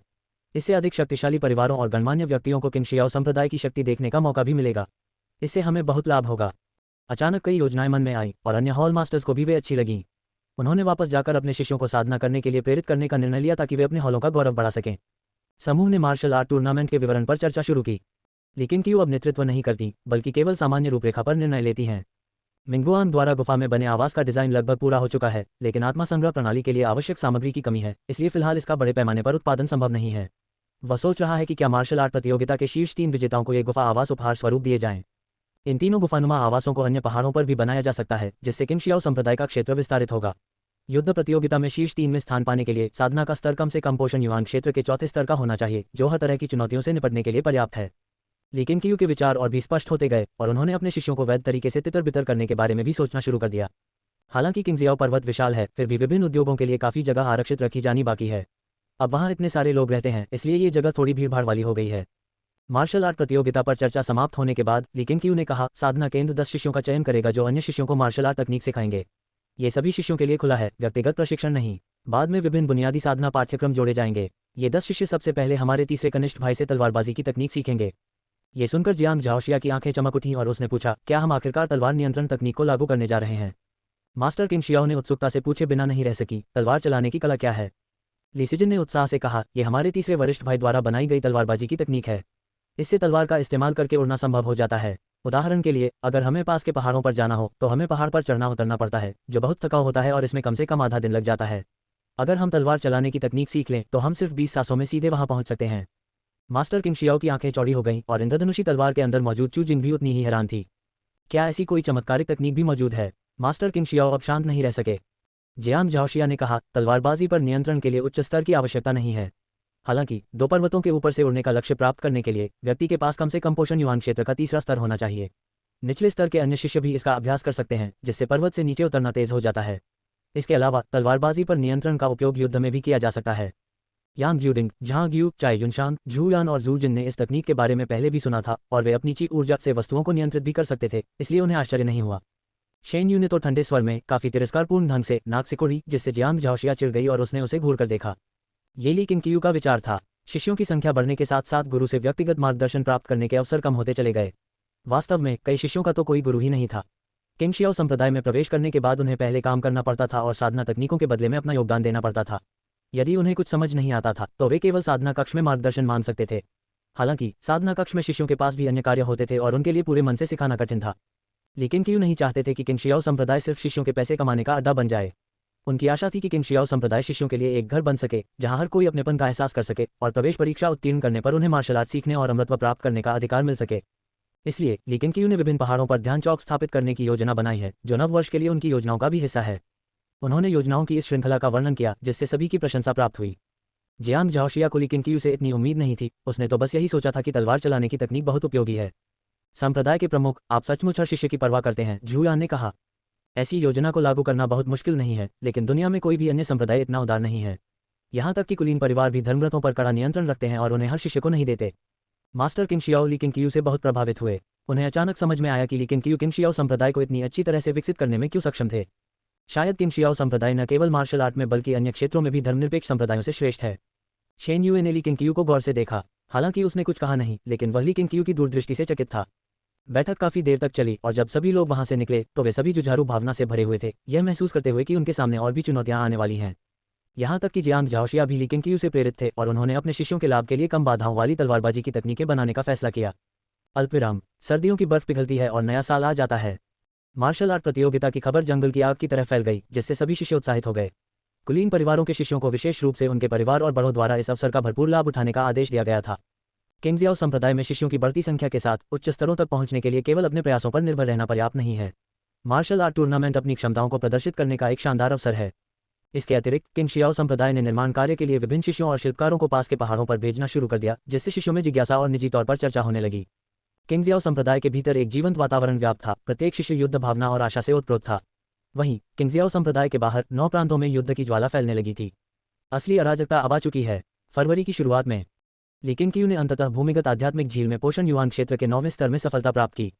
9वें स्तर पर पहुंचने के बाद वह आध्यात्मिक चेतना की उपस्थिति को अधिकाधिक महसूस करने लगा। ची ऊर्जा को अवशोषित करने की गति और दक्षता में अत्यधिक सुधार होने के कारण जब वह अपनी साधना को सुदृढ़ कर रहा था तो संपूर्ण भूमिगत आध्यात्मिक झील की आध्यात्मिक ऊर्जा उसकी ओर एकत्रित हो गई, जिससे चू जिंग, नानगोंगी और लिनचुवान के लिए साधना करना असंभव हो गया। यह चू जिंग ने ली केंगकियू की ओर देखा, जो आध्यात्मिक ऊर्जा से घिरा हुआ था और उसके चेहरे पर भय का भाव था। क्या वह उच्च स्तर पर पहुंच गया है? दिसंबर का पहला अपडेट आधी रात को। अध्याय 142, स्वर्ग के नीचे का सबसे प्रमुख संप्रदाय। पोषण सार क्षेत्र के 9वें स्तर पर पहुंचने के बाद ली केंगकियू की आध्यात्मिक चेतना पूरी तरह विकसित हो चुकी थी। आंखें बंद करके भी वह अपने आसपास के वातावरण को व्यापक और सर्वव्यापी रूप से देख सकता था। ये दृष्टि जादुई थी, यहाँ तक कि उसकी आंखों से भी कहीं अधिक स्पष्ट और अंतर्दृष्टिपूर्ण। आध्यात्मिक जागरूकता चट्टानों, गुफा की दीवारों आदि के पार भी देख सकती है, विभिन्न प्राणियों में अंतर कर सकती है, तथाकथित एक्स-रे दृष्टि से कहीं आगे निकल सकती है। ऐसी आध्यात्मिक जागरूकता के साथ ली केंगकियू को और भी दृढ़ता से यह एहसास हुआ कि वह एक साधक है। एक मार्शल आर्टिस्ट चाहे कितना भी शक्तिशाली क्यों न हो जाए, वह केवल अपनी शारीरिक शक्ति बढ़ा सकता है, उसका शारीरिक सार कभी भी एक नश्वर व्यक्ति के सार से ऊपर नहीं उठ सकता। हालांकि आध्यात्मिक जागरूकता होने के बावजूद ली केंगकियू अभी भी आध्यात्मिक जागरूकता के क्षेत्र से काफी दूर हैं। ताइकिंग हुनयुआन शास्त्र के अनुसार आध्यात्मिक जागरूकता का क्षेत्र वह क्षेत्र है जहां आध्यात्मिक जागरूकता विकसित की जा सकती है, जिससे आध्यात्मिक जागरूकता को युद्ध शक्ति प्राप्त होती है। इसके बाद साधक आध्यात्मिक ऊर्जा और आध्यात्मिक जागरूकता दोनों का उपयोग करके मंत्रों का उच्चारण कर सकते हैं, जिससे मंत्र अधिक शक्तिशाली हो जाते हैं। जैसे जैसे ली केंगकियू ने अपनी साधना को सुदृढ़ करना शुरू किया, आध्यात्मिक चेतना क्षेत्र की तकनीकों के बारे में उनकी यादें और अधिक समृद्ध और विस्तृत होती गईं। ताइकिंग हुनयुआन शास्त्र इतना विशाल था कि उसे एक ही बार में उसे सौंपना संभव नहीं था, बल्कि जैसे जैसे उसकी साधना का स्तर बढ़ता गया वैसे वैसे अधिक विस्तृत यादें लगातार प्रकट होती रहीं। इससे किंग शियाओ संप्रदाय के शिष्यों को यह भी महसूस होता है कि हुनयुआन शास्त्र के प्रत्येक स्तर को एक स्वतंत्र कौशल माना जा सकता है और यह अकेले ही कुछ ऐसा है जिसकी तुलना धर्मनिरपेक्ष मार्शल आर्ट की आंतरिक ऊर्जा साधना विधियों से नहीं की जा सकती। स्वपरिष्कृत दानव शरीर धारण करने वाले ली केंगकियू को अपनी आंतरिक ऊर्जा को पूर्ण अवस्था तक संचित करने में समय लगता है, जो कि समान स्तर के अन्य साधकों की तुलना में अधिक कठिन है। बेशक यह एक सुखद कठिनाई है। इसके बाद के समय में चू जिंग, नानगोंगी और लिनचुवान को शांत होकर साधना करने में कठिनाई हुई, क्योंकि भूमिगत आध्यात्मिक झील की आध्यात्मिक ऊर्जा उथल-पुथल की स्थिति में थी।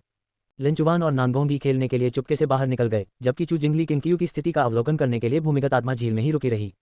उनकी अंतरात्मा ने उन्हें बताया कि ली केंगकियू की यह सफलता महज एक साधारण उपलब्धि से कहीं अधिक थी। ये तो बहुत डरावना है। 5 दिन पलक झपकते ही बीत गए। ली केंगकियू ने अपनी आंखें खोली और उनसे एक आध्यात्मिक आभा निकलती हुई प्रतीत हुई, जिससे वह अत्यंत प्रभावशाली दिखाई देने लगे। स्वपरिष्करणों वाला दानव शरीर ली केंगकियू को समान स्तर के किसी व्यक्ति की तुलना में 100 गुना अधिक जीवन शक्ति प्रदान करता है। वह अनिवार्य रूप से एक चलता फिरता भूमिगत आध्यात्मिक झील है। वह स्पष्ट रूप से महसूस कर सकता था कि भूमिगत आध्यात्मिक झील में आध्यात्मिक ऊर्जा कम हो गई थी, मानो उसका अधिकांश भाग निकल गया हो। ली केंगकियू को अचानक एक समस्या सूझी। जैसे जैसे उनके शिष्यों का साधना स्तर बढ़ेगा, आध्यात्मिक ऊर्जा की कमी होना तय है। यदि उन्हें और अधिक पवित्र भूमि नहीं मिलती तो केवल ताइकुन पर्वत श्रृंखला पर निर्भर रहना उनके शिष्यों की असीमित भर्ती को पूरा करने के लिए पर्याप्त नहीं होगा। ऐसा लगता है कि अंधाधुंध तरीके से शिष्यों की भर्ती करना एक बुद्धिमानी भरा दृष्टिकोण नहीं है। मार्शल आर्ट संप्रदायों को पैसे का भी ध्यान रखना पड़ता है, इसलिए वे बहुत अधिक शिष्यों का समर्थन नहीं कर सकते, कम से कम उतने नहीं जितने की सेना करती है। साधना करने वाले संप्रदायों को आध्यात्मिक ऊर्जा पर ध्यान देना चाहिए। जीवन शक्ति अनायास उत्पन्न नहीं होती, ये स्वर्ग और पृथ्वी की आध्यात्मिक ऊर्जा से रूपांतरित होती है। आध्यात्मिक ऊर्जा एक महत्वपूर्ण रणनीतिक संसाधन बन जाएगी। स्वर्ग सुधार सरणी एक ऐसी योजना बन गई जिसे उसे लागू करना ही था, क्योंकि यह जमीन से आध्यात्मिक ऊर्जा प्राप्त करती थी, जिससे किंगशियाओ संप्रदाय के भीतर आध्यात्मिक ऊर्जा में काफी वृद्धि होगी। लेकिन क्यू खड़ी हुई और अपने अंगों को फैलाया। चूजिंग तैरते हुए पास आए और उत्सुकता से पूछा, गुरुजी, आप अब आदिम अराजकता शास्त्र के किस स्तर पर पहुंच चुके हैं? 9वीं मंजिल। लेकिन क्यू ने बिना कुछ छिपाए कहा। चूजिंग हौंफने लगी। पोषण युवान क्षेत्र के तीसरे स्तर पर पहुंचने के बाद चूजिंग को हुनयुआन शास्त्र की कठिनाई का अनुभव होने लगा। उसकी साधना की प्रगति धीमी हो गई और उसे यह आभास होने लगा कि जैसे जैसे वह आगे बढ़ेगा, साधना और भी कठिन होती जाएगी। वह कल्पना भी नहीं कर सकता था कि 9वें स्तर पर पहुंचकर कैसा महसूस होगा। कुछ देर इधर उधर घूमने के बाद लेकिन क्यू भूमिगत आत्मा झील से बाहर निकल गया। रात हो चुकी थी। चूजिंग रेनबो स्वॉर्ड को चलाते हुए लेकिन क्यू के पीछे पीछे चल रही थी, जबकि नानगोंगी और लिनचुवान जल्दी से वापस लौट आए और वहीं रुक गए। पर्वतीय मार्ग के किनारे पत्थर के खंभे खड़े हैं, जिनके शीर्षों से तेल के दीपक लटक रहे हैं, जिससे किंगशियाओ पर्वत कई साल पहले की तुलना में रात के आकाश के नीचे कम उदास दिखता है। लेकिन क्यू पर्वतीय मार्ग पर आगे बढ़ते रहे और उन्होंने पाया कि कई शिष्य पहाड़ों और जंगलों में अपने कौशल का अभ्यास कर रहे थे, जबकि अन्य जंगल में गुप्त रूप से मिल रहे थे। शिष्यों का प्रेम में पड़ना अच्छी बात है या बुरी, इस विषय पर लेकिन क्यू अक्सर विभिन्न हॉल मास्टर्स के साथ चर्चा करते हैं। निष्कर्ष यह है कि इसके फायदे और नुकसान दोनों हैं। परिणामस्वरूप किंगशियाओ संप्रदाय ने इससे संबंधित कई संप्रदाय नियम भी लागू किए हैं और अब तक कोई समस्या उत्पन्न नहीं हुई है। लेकिन क्यू ने अपनी आध्यात्मिक इंद्रियों का उपयोग करते हुए रास्ते में हर चीज का अवलोकन किया, मानो वह दिन के उजाले में चल रहा हो, और उसकी दृष्टि का दायरा इतना विस्तृत था कि वह 100 फीट दूर के लोगों और वस्तुओं को देख सकता था। किंगशियाओ पर्वत पर पहाड़ी मार्ग के ऊपरी हिस्से में पहुंचते ही लेकिन क्यू अचानक रुक गया। उसने देखा कि झांगपिंग पर्वत पथ से लगभग 50 फीट दूर तलवारबाजी का अभ्यास कर रहा था। ये तलवारबाजी तकनीक जियांग झाओशिया द्वारा बनाई गई थी और विशेष रूप से उन्नत नहीं थी। ऐसा लगता है कि झांगपिंग भी युद्ध तकनीक प्रतियोगिता की तैयारी कर रहा है। चूजिंग बाहर निकली और पूछा, गुरुजी, क्या आप इस बच्चे को जानते हैं? वह इंपीरियल स्पिरिट हॉल में काम करता था और झांगपिंग के साथ उसके अच्छे संबंध थे, इसलिए झांगपिंग के बारे में उसकी अच्छी धारणा थी। उनकी यादों में झांगपिंग साधारण और सरल स्वभाव का था। उन्होंने झांगपिंग से दोस्ती सिर्फ इसलिए की क्योंकि उन्हें लोगों से दोस्ती करने की आदत थी। हालांकि झांगपिंग उसके प्रति बेहद उत्साही था और किंगशियाओ पर्वत छोड़ने के बाद चूजिंग कभी कभी झांगपिंग के बारे में सोचता था। उसे इस बात का अंदाजा नहीं था कि झांगपिंग अब उसे एक राक्षस मानता है और उसे दोबारा देखने से डरता है। हाँ, मुझे उनके बारे में अच्छी राय है। मुझे लगता है कि उनमें क्षमता है, लेकिन क्यू ने धीरे से जवाब दिया। एक होनहार प्रतिभा। वो चूजिंग अचंभित रह गया, उसके स्वर में उलझन झलक रही थी। वह लेकिन क्यू के फैसले पर सवाल उठाने की हिम्मत नहीं कर पा रहा था, बल्कि वह केवल ये जानने के लिए उत्सुक था कि झांगपिंग में कौन से गुण हैं। भविष्य में उनकी उपलब्धियां नानगोंग परिवार के उस वंशज की उपलब्धियों से भी कहीं अधिक हो सकती हैं। लेकिन क्यू ने अपनी निगाहें हटाते हुए लापरवाही से कहा और फिर अपने रास्ते पर आगे बढ़ गए। चूजिंग जल्दी से उनके पास पहुंची और पूछा, गुरुजी, आप नानगोंग यू को प्रशिक्षण देने के लिए कब तैयार होंगे? नानगोंगी ने भी लेकिन क्यू की ओर देखा, उसकी आंखों में उम्मीद भरी हुई थी। जब वह मेरे सामने पेश हो सकेगा, लेकिन क्यू ने लापरवाही से जवाब दिया। ये सुनकर चूजिंग आह भरे बिना नहीं रह सकी। अंततः इसका कारण यह है कि नानगोंग यू की प्रतिभा उतनी प्रबल नहीं थी। यदि वह तीनों शियाओ भाइयों के बराबर होता तो लेकिन क्यू उसे अवश्य ही बुला लेती। जब चूजिंग ने तीनों शियाओ भाइयों के बारे में सोचा तो उसके मन में कई तरह की भावनाएं उमड़ आईं। शाओ जुवानजुन से पराजित होने के बाद वह हमेशा शाओ जुवानजुन को हराने की आशा रखता था, लेकिन उसका सामना करने का साहस नहीं कर पाया। शाओ जुवानजुन की मृत्यु के बाद ही उसने मार्शल आर्ट की दुनिया में कदम रखने का साहस किया। अप्रत्याशित रूप से शाओ जुवानजुन के वंशजों में से 3 और असाधारण प्रतिभाएं उभरकर सामने आईं। उन्हें यह भी संदेह था कि तीनों शियाओ भाई शियाओ जुवानजुन की तरह दुर्जय शक्ति के धनी बन सकते हैं, क्योंकि इन तीनों ने पहले ही असाधारण प्रतिभा का प्रदर्शन किया था। अल्पविराम। लेकिन क्यू ने अपनी इस सफलता के बारे में अपने छोटे भाई बहनों सहित किसी को भी नहीं बताया। मार्च में वांग्युआन हॉल ने मार्शल आर्ट प्रतियोगिता के लिए पंजीकरण केंद्र खोला, जिससे शिष्यों की भीड़ उमड़ पड़ी। प्रतियोगिता में पंजीकरण के लिए 1 महीने के अंशदान अंक काटने आवश्यक थे। अंशदान अंक मासिक वेतन से अलग से गणना किए जाते थे। सभी शिष्य समझते थे कि संप्रदाय के अंशदान अंक मासिक वेतन से कहीं अधिक मूल्यवान थे, क्योंकि इनका उपयोग साधना तकनीकों, मार्शल आर्ट, हथियारों के लिए किया जा सकता था और यहाँ तक कि निजी तौर पर पैसे के बदले भी इनका लेन देन किया जा सकता था। पंजीकरण शुल्क लागू होने के कारण कई शिष्य जो केवल मनोरंजन के लिए आना चाहते थे वे हतोत्साहित हो गए। फिर भी वांग्युआन हॉल में चहल पहल बनी रही और शिष्य प्रतिदिन पंजीकरण कराने आते रहे। किंगशियाओ संप्रदाय के मार्शल आर्ट टूर्नामेंट की खबर गुजों के मार्शल आर्ट जगत और कुलीन वर्ग में भी फैल गई। जैसे जैसे ली किंगकियू की प्रसिद्धि पूरे देश में फैलती गई, शक्तिशाली और धनी लोगों ने किंगशियाओ संप्रदाय की मार्शल आर्ट को मान्यता दी। जब वे अंगरक्षकों और मार्शल आर्ट प्रशिक्षकों की भर्ती करते थे तो वे सर्वप्रथम किंगशियाओ संप्रदाय के शिष्यों पर विचार करते थे और वे किंगशियाओ संप्रदाय के प्रतिभाशाली शिष्यों के साथ घनिष्ठ संबंध स्थापित करना चाहते थे। वर्तमान में शिष्यों का एक समूह पर्वत की तलहटी में कुलीन परिवारों के वंशजों को मार्शल आर्ट सिखा रहा है। ये प्रशिक्षण हॉल के माध्यम से कुलीन परिवारों द्वारा ही शुरू करवाया गया था। मार्च के मध्य में भव्य वस्त्र पहने लोगों का एक समूह पर्वत पर चढ़ा। उनका नेता वेई के राजा झाओची थे। पिछले वर्ष उन्होंने 7 प्रांतों की सेना का नेतृत्व करते हुए शाही दरबार के विरुद्ध विद्रोह किया था। यद्यपि अंततः वे असफल रहे, फिर भी उनकी प्रतिष्ठा में काफी वृद्धि हुई और विश्व भर के लोग उनका आदर करते थे। झाओ क्यूई का अनुसरण करने वाला व्यक्ति पेई झांगजी था, जो पेई वंश का मुखिया था। उन दोनों के पीछे झाओ क्यूई और पेई झांगजी के परिवार के सदस्य और सेवक थे। उन्होंने रास्ते में दिखने वाले नज़ारों का आनंद लिया, मजदूरों और शिष्यों को काम करते हुए देखा, बाहरी और आंतरिक शिष्यों को अपने कौशल का अभ्यास करते हुए देखा और यहाँ तक कि शिष्यों को जंगल में प्रतिस्पर्धा करते हुए भी देखा। जैसे जैसे झाओची आगे बढ़ता गया, उसे किंगशियाओ संप्रदाय की अपार जीवंतता का एहसास होता रहा, एक ऐसी जीवंतता जो अन्य मार्शल आर्ट संप्रदायों में नहीं थी। पहाड़ पर मौजूद विभिन्न दृश्यों से कोई भी किंग शियाओ संप्रदाय की गहन नींव और शक्ति को महसूस कर सकता था। दुनिया के नंबर 1 संप्रदाय से यही उम्मीद थी। झाओ ची ने गहरी आह भरी और उनके पीछे मौजूद भीड़ ने भी उनकी भावनाओं का समर्थन किया। यहाँ तक कि उच्च कोटि के कुशल अनुयायी भी शिष्यों के मार्शल आर्ट कौशल को देखकर आश्चर्यचकित रह गए और उनकी प्रशंसा करने लगे। अपने कौशल के बल पर ये शिष्य निस्संदेह मार्शल आर्ट की दुनिया में अपना नाम कमा लेंगे, लेकिन किंग शियाओ संप्रदाय में वे केवल साधारण शिष्य हैं। सबसे महत्वपूर्ण बात यह है कि ये सभी शिष्य बहुत युवा हैं, जो ये दर्शाता है कि उन्हें किंग शियाओ संप्रदाय द्वारा प्रशिक्षित किया गया था, न कि प्रसिद्ध होने के बाद संप्रदाय में शामिल हुए थे। पेई झांगजी मुस्कुराते हुए बोले, किंग शियाओ संप्रदाय मार्शल आर्ट की दुनिया में वर्चस्व की लड़ाई में भाग नहीं लेता। यह अपने स्वयं के विकास पर ध्यान केंद्रित करता है। इस प्रकार की उदारता ऐसी है जिसकी बराबरी अन्य मार्शल आर्ट संप्रदाय नहीं कर सकते। झाओ क्यूई ने सिर हिलाया और फिर पूछा, क्या मैं आज संप्रदाय प्रमुख ली से मिल पाऊंगा? हालांकि वह शाही खानदान से थे और सत्ता के उच्च पद पर आसीन थे, फिर भी ली किंग क्यू का सामना करते समय उन्होंने अहंकार दिखाने की हिम्मत नहीं की और बेहद विनम्र रवैया बनाए रखा। कोई दूसरा रास्ता नहीं था। अगर ली किंग क्यू झाओ जी को मार सकता था तो वह निश्चित रूप से उसे भी मार सकता था। दुनिया का कोई भी शक्तिशाली व्यक्ति ऐसे व्यक्ति को उकसाना नहीं चाहता था। कहना मुश्किल है, लेकिन यूलिंग हॉल के प्रमुख झांग यूचुन हमसे मिलेंगे। प्रमुख झांग संप्रदाय प्रमुख ली के दूसरे कनिष्ठ भाई हैं। उन्हें केवल हॉल के प्रमुख होने के कारण कम मत समझिए। उनके पास अपार शक्ति है जो किंग शियाओ संप्रदाय के उप संप्रदाय प्रमुख के बराबर है, पेई झांग जी ने उत्तर दिया। झाओ क्यूई की आंखों में पछतावे की एक झलक दिखाई दी, लेकिन उसने इसे जुबान से नहीं कहा। उनके पीछे खड़े झाओ परिवार की युवा पीढ़ी भी अपनी असंतुष्टि व्यक्त करने का साहस नहीं कर पाए। अगर वे ऐसा करना भी चाहते तो भी वे इसे अपने तक ही सीमित रख सकते थे। आखिर यह किंग शियाओ संप्रदाय था।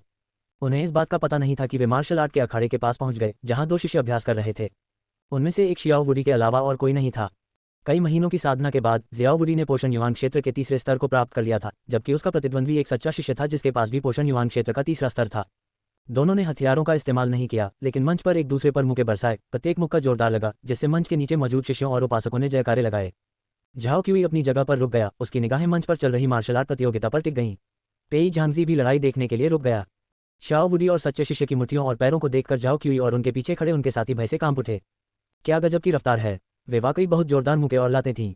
झाओ क्यूई को यह चीज़ देखते देखते और भी अच्छी लगने लगी और उसने शियाओ वुडी की ओर इशारा करते हुए पूछा, उस व्यक्ति का नाम क्या है? क्या उसका कोई पूर्व रिकॉर्ड है? पेई झांगजी ने सिर हिलाया और कुछ बोलने ही वाले थे कि तभी पीछे से गुजर रहे एक शिष्य ने हंसते हुए कहा, उसका नाम शाओ वुडी है। वह संप्रदाय के प्रमुख द्वारा व्यक्तिगत रूप से प्रशिक्षित एक प्रतिभाशाली शिष्य है। उसने 9 वर्ष से ठीक पहले ही संप्रदाय में प्रवेश किया है और अभी से ही उसमें इतनी प्रतिभा है। उसकी प्रतिभा वाकई अद्भुत है। वैसे उसके 2 छोटे भाई भी हैं जिनकी मार्शल आर्ट उससे कम नहीं है। उन्होंने भी 9 वर्ष से पहले ही संप्रदाय में प्रवेश किया था। आगे की कहानी जानने के लिए लाइक और सब्सक्राइब जरूर करें, क्योंकि आगे हर कदम पर एक नया रहस्य आपका इंतजार कर रहा है।